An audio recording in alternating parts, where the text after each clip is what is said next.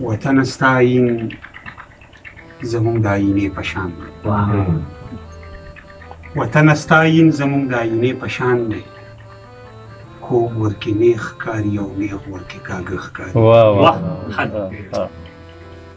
کته ده چې هغوی به جنګ ته د جهاد د زاویې نه کتل. هغوی به جنګ ته د جهاد د زاویې نه کتل. هغوی وس امن ته د جنګ د زاویې نه ګوري. او چا چې مذهب هم د مسلک په نامه وویشلو په نامه وویشلو هغوی مکتب ته هم د ننګ د زاویې نه ګوري. بله کته ده چې وختونه په شا ځغلي منزلونه مخکې او ملګرو زما ځان و کتابونه مخکې او اوس موږ د زلمیتوب د ژوند دغه سوالونه ګران کړل.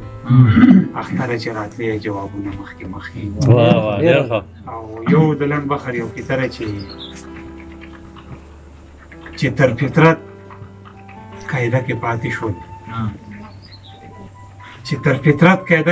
شول او هغه سړی فایده کې پاتې شول او هغه د خپل دور زاهد و عابد هغه په یو سجده کې پاتې شول.